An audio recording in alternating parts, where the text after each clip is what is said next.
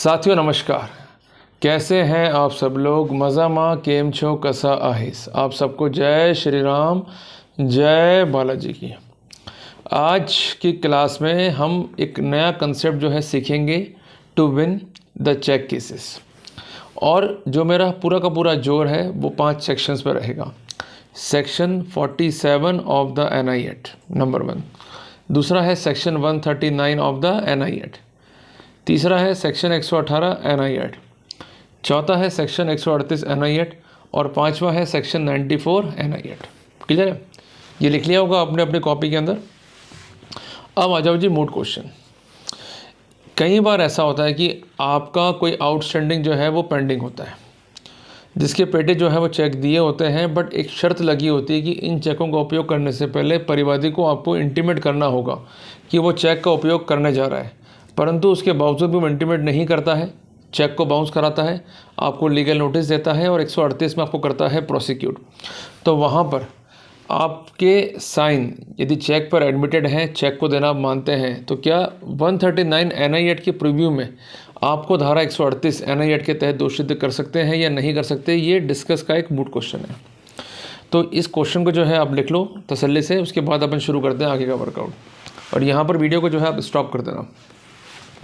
साथियों, जजमेंट जो है ये है ऑनरेबल बॉम्बे हाई कोर्ट का, जिसका अपील नंबर है 683/2002 और जजमेंट जो है ये प्रोनाउंस हुआ है 28 फरवरी 2024 को। साथियों, जो कंसर्न पक्षकार है उसमें जो कंसर्न अपीलेंट है वही कंप्लेनेंट है और कंसर्न कंप्लेनेंट है the Maharashtra agro industries development corporation limited. ये गवर्नमेंट ऑफ महाराष्ट्र की अंडरटेकिंग है जो कि कंपनी एक्ट्स के तहत जो है वो रजिस्टर्ड है और इसका जो रजिस्टर्ड ऑफिस है वो है औरंगाबाद के अंदर। तो कुल मिला के हमको एक बात जो है क्लियर हो गई कि जो परिवादी है वो ही अपीलांट है और वही जो है हाई कोर्ट में गया है। इट मीन्स कंप्लेंट जो है वो खारिज हो चुकी है और जो अपील दाखिल की गई है वो सेक्शन 378 CRPC के प्रोविजंस के तहत जो है वो दाखिल की गई है। यहाँ मैं आपको एक बात स्पष्ट कर दूँ कि जब भी ट्रायल कोर्ट जो है एक्विटल करता है और कंप्लेंट खारिज करता है तो वहाँ पर परिवादी को स्पेशल लिव पिटिशन जो है दाखिल करनी होती है as per the protocol of section 378 sub clause 4 of CRPC। वो अगर एडमिट होगी तो ही मामले को एज एन अपील जो है सुना जाएगा और कोर्ट अगर परमिशन ग्रांट नहीं करता है तो उस सिनेरियो में जो कंसर्न स्पेशल लिव पिटिशन है वो डिसमिस हो जाएगी और उसको कोई भी राहत जो है अग्रिम रूप से जो है कोर्ट से प्राप्त नहीं होगी। तो ये तो हो गया बेसिक प्रोटोकॉल। और जो कंसर्न रेस्पोंडेंट है ये है कृषि सेवा केंद्र एंड स्टेट ऑफ महाराष्ट्र। साथियों, इस मामले की फैक्ट्स क्या है कि एक कंप्लेंट जो है वो दाखिल हुई थी as per the protocol of section 138 of NI act. यहाँ पर अक्यूज जो है वो एक्विटल हो गया था और मामले में परिवादी जो है ये ऑनरेबल हाई कोर्ट में गया। इनका ये कहना है कि जो परिवादी है वो गवर्नमेंट ऑफ महाराष्ट्र की एक अंडरटेकिंग है और ये एग्रो प्रोडक्ट्स, फर्टिलाइज़र, पेस्टिसाइड्स के जो बिजनेस है या जो प्रोडक्ट्स हैं उसमें शामिल है। और जो कंसर्न रेस्पोंडेंट है ये कंसर्न कृषि सेवा केंद्र का प्रोप्राइटर है जो कि परचेज़ करती है फर्टिलाइज़र, पेस्टिसाइड्स को और जिसके लिए नियमित जो है बैंक गारंटी जिसको हम कहते हैं BG ये जो है जारी करती है। यहाँ पर आरोप किया था कि जो कंसर्न रेस्पोंडेंट अक्यूज्ड है इन्होंने सितंबर 1999 में 14,75,669 रुपीज़ की जो है गुड्स जो है परचेज़ की है और बैंक गारंटी जो है इसके अगेंस्ट में दी। और इनका कहना यह है कि इसके बाद 3 चेक भी जो है जारी करें पर ये चेक जो बाउंस हो गए तो अल्टीमेटली यहाँ पर 138 NI एक्ट के तहत जो है परिवाद पेश करना पड़ा। यहाँ पर अक्यूज जो है उसका स्टैंड था कि 10 जो चेक हैं वो ब्लैंक थे जो कि परिवादी को एज सिक्योरिटी जो है वो हैंडओवर किए गए। पर यहाँ पर एक कंडीशन भी लगाई गई थी कि जब भी चेक को लगाया जाएगा तो प्रायर इन्फॉर्मेशन दी जाएगी, जबकि ऐसी कोई इन्फॉर्मेशन जो है नहीं दी गई, जिस कारण जो कंसर्न राइट्स थे अक्यूज के उसको अफेक्ट किया गया और जो NI एक्ट की बेसिक कंडीशंस का भी उल्लंघन है और ऐसी कंडीशन एज़ पर लॉ जो है वो लगाई जा सकती है। और यहाँ पर ट्रायल कोर्ट ने जो जजमेंट किया है इस कंडीशंस को वॉलिड मानते हुए वो जस्टिफाइड है और उसमें कोई ग्राउंड जो है इंटरफेरेंस का नहीं है। साथियों, कंसर्न जो कंप्लेनेंट था उसने ये सबमिट किया कि यहाँ पर ट्रायल कोर्ट ने कुछ महत्वपूर्ण फैक्ट्स को जो है प्रॉपर एनालिसिस नहीं करा। यद्यपि मानते हैं कंडीशंस का उल्लंघन है पर फिर भी अगर प्रमाणित हो रहा है अपराध तो वहाँ पर अक्यूज को दोष सिद्ध कर देना चाहिए। उनका तर्क नंबर 1 था कि जो परिवादी है ये सप्लायर है फर्टिलाइज़र का और एग्रो प्रोडक्ट्स का, इस पर कोई भी डिस्प्यूट नहीं है। नंबर 2, अक्यूज भी जो है इन्वॉल्व है in the business of sale of agriculture products, इसमें भी कोई डिस्प्यूट नहीं है। तीसरी बात है अक्यूज की डीलिंग परिवादी से रही है, इसमें भी कोई जो है क्वेश्चन नहीं है या कोई डिस्प्यूट नहीं है। चौथी इंपॉर्टेंट बात, जो बैंक गारंटी फर्निश हुई थी इनिशियली, इसमें भी कोई डिस्प्यूट नहीं है। पांचवी बात, आउटस्टैंडिंग अमाउंट जो है 14,75,000 रुपये 669 रुपये, इसमें भी जो है कोई डाउट नहीं है। यहाँ पर चेक जो है दिए गए, इसमें भी कोई डाउट नहीं है। ये चेक पर सिग्नेचर जो है कंसर्न अक्यूज्ड के हैं, इस पर भी कोई डाउट नहीं है। और इनका कहना है कि जब ये चेक जो है बैंक में लगाए गए तो ये चेक बाउंस हो गए और इसके बाद जो है नोटिस देना पड़ा और उसके बाद भी जो है जब पेमेंट नहीं हुआ तो हमें इसका सा जो है पेश करना पड़ा। तो कुल मिला के डेट जो है प्रूव है, चेक जो है प्रूव है, तो वहाँ पर सेक्शन 118 और सेक्शन 139 N8 के तहत प्रिजम्पशन लेते हुए अक्यूज को जो है वो दोषी कर देना चाहिए। और जो ट्रायल कोर्ट का फैसला है वो बिल्कुल ही गलत है, परवर्स है और यहाँ पर इंटरफेरेंस की जो है रिक्वायरमेंट है। इन्होंने KN बीना के जजमेंट पर और एक हितेन पी दलाल के जजमेंट पर जो है रिलाई किया। वहाँ पर इंपॉर्टेंट प्रिंसिपल ये है कि अगर चेक का देना डिस्प्यूटेड नहीं है तो वहाँ पर सेक्शन 139 N8 के तहत जो है प्रिजम्पशन ड्रॉ कर सकते हैं। रेस्पोंडेंट में एक ही बात कही है कि जो ब्लैंक चेक्स दिए हैं जिसमें 3 चेक्स जो कि इन क्वेश्चन है वो भी इंक्लूड है और यहाँ पर स्पेसिफिक कंडीशन थी कि 8 दिन पहले जो है मीन्स एडवांस में जो है इन्फॉर्म करना होगा यदि चेक को जो है पेश करने जा रहे हैं। ऐसी कोई भी इंटीमेशन जो है नहीं दी गई है। सबसे इंपॉर्टेंट बात, 10 मई 94 को इनको राइटिंग में जो है इन्फॉर्म कर दिया गया था और चेक्स जो है इनसे वापस मांग लिए गए थे, पर चेक जो है रिटर्न नहीं किए गए। डिस्पाइट ऑफ दैट यहाँ पर चेक का जो है मिसयूज़ हुआ है, इसका कोई केस जो है मेड आउट नहीं होता है और जो भी फैक्ट्स रिकॉर्ड पर पेश किए गए हैं उसमें परिवादी ने ऐसा कोई सब्सटेंस या एविडेंस पेश नहीं की है जिससे उसके क्लेम को जो है हम जस्टिफाइड मान सकें। साथियों, इनका ये भी कहना है कि नेसेसरी इंग्रेडिएंट्स इवन नोटिस भी जो है हमें रिसीव नहीं हुआ है और इसके अलावा जो सेक्शन 138 के अवयव है वो रिकॉर्ड में मौजूद नहीं है। जो हमें बरी किया गया है वो सही रूप से बरी किया गया है, ये तर्क थे अक्यूज्ड के। और इन्होंने MS Narayan versus state of Kerala, ये जजमेंट है 2006 का ऑनरेबल सुप्रीम कोर्ट का, जिसमें ये स्पष्ट है कि अगर चेक जो है सिक्योरिटी पेटे हैं तो वहाँ पर कोई भी केस 138 का नहीं बनेगा। पर यहाँ पर साथियों कुछ स्थितियाँ जो है काफ़ी डिफर थी। सबसे इंपॉर्टेंट बात यहाँ पर यह है कि कुछ बयान जो है रिकॉर्ड पर आए, उन बयानों के अवलोकन से क्या स्थितियाँ जो है क्लियर हुई, ये इसको भी जो है हमको समझना पड़ेगा। पहला जो गवाह है इनका वो है दिलीप पाटिल, ये रीजनल मैनेजर है परिवादी के कॉरपोरेशन का। इसका कहना ये है कि अक्यूज जो है ये रन करता है कृषि सेवा केंद्र को, ये परिवादी का जो है डीलर है, इसने बैंक गारंटी जो है फर्निश करी और इसने पेस्टिसाइड जो है और फर्टिलाइज़र जो है परचेज़ किए और 9,40,679 रुपये का अमाउंट जो है वो आउटस्टैंडिंग था, जिसके अगेंस्ट जो है बैंक गारंटी दी गई और इन्होंने जो है 3 चेक भी जारी करे और जब चेक बैंक में पेश हुए तो ये चेक जो है बाउंस हो गए।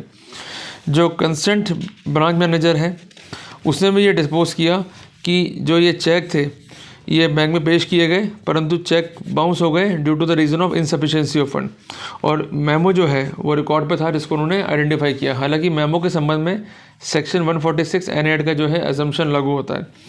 इसके अलावा जो कंसर्न्ड PW3 है मिस्टर रामदास निरंजन, ये कंसर्न परिवादी कंपनी की जो है मैनेजर है, इनका ये कहना है कि जो अमाउंट है 9,40,000 रुपये 669 रुपये ये आउटस्टैंडिंग है by the way of arrears और जिसके अगेंस्ट जो है चेक है, जिस कारण चेक जो है लॉफुल है।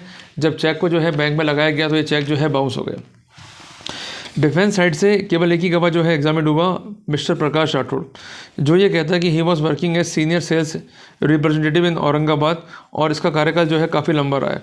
इसका ये भी कहना है कि एक कॉपी जो है एड्रेस हुई थी रीजनल मैनेजर को जो कि कंसर्न करता है विद द परिवादी कंपनी और उसने उस डॉक्यूमेंट पे जो है सिग्नेचर को आइडेंटिफाई किया और ये डॉक्यूमेंट भी जो है एग्जिबिट हुआ। उसका कहना है कि 10 चेक्स जो है दिए गए थे और ये चेक जो है वो सिक्योरिटी पेटे थे और बेसिकली कंडीशन लगा दी गई थी कि इन चेक को उपयोग में लेने से पहले इन्फॉर्म करना पड़ेगा कंसर्न अक्यूज को, ताकि in case of any amount वो उसको अरेंज कर सके और वो अमाउंट जो है वो पे कर सके। तो कुल मिला के कुछ फैक्ट जो है कोर्ट ने कहा यहाँ पर एडमिटेड है। पहली बात कि कंप्लेनेंट जो है ये गवर्नमेंट ऑफ महाराष्ट्र का अंडरटेकिंग है। नंबर 2 ये कॉर्पोरेशन है। नंबर 3 ये कंपनी में जो है रजिस्टर्ड है। चौथी बात ये इन्वॉल्व है in the business of supply of agro based products, insecticide, fertiliser, pesticide. इनका ये भी कहना है कि अक्यूज जो है ये ऑथोराइज डीलर है और इसने बैंक गारंटी भी जो है फर्निश करी है और यहाँ पर परिवादी का जो केस है वो है आउटस्टैंडिंग अमाउंट ऑफ 9,40,679 रुपीज़ और टूवर्ड्स द सेट डेप्ट इनका कहना है कि 3 चेक जो है वो जारी हुए हैं। बट स्पेसिफिक डिफेंस क्या है कि 10 चेक जो है कंसर्न जो परिवादी उसकी कस्टडी में थे और 3 चेक जो है यहाँ पर यूज़ किए गए हैं। बट चेकों को यूज़ करने से पहले प्रायर इंटीमेशन देनी होगी जो मैंडेटरी है कम से कम 8 दिन की, जबकि इसे कोई इंटीमेशन जो है नहीं दी गई है। तो इनका कहना यह है कि जो भी डॉक्यूमेंट्री कम्युनिकेशंस हैं वो हमने रिकॉर्ड पे रखी और इसके अलावा जब भी इनका नोटिस आया तो उसका हमने प्रॉपर रिप्लाई किया और जो फैक्ट उसमें लिखे उसको आज तक जो है खंडित नहीं कर पाए। तो जो भी डॉक्यूमेंट्री एविडेंस पेश हुई है फ्रॉम द अक्यूज साइड जिसको परिवादी पक्ष जो है वो खंडित नहीं कर पाया, तो ऐसा लगता है कि जो भी प्रोसीजर अडॉप्ट करा है परिवादी ने वो बिल्कुल ठीक नहीं था। ये प्रोसीजर जो है अनजस्टिफाइड है, ऐसा कोर्ट ने ऑब्जर्व किया।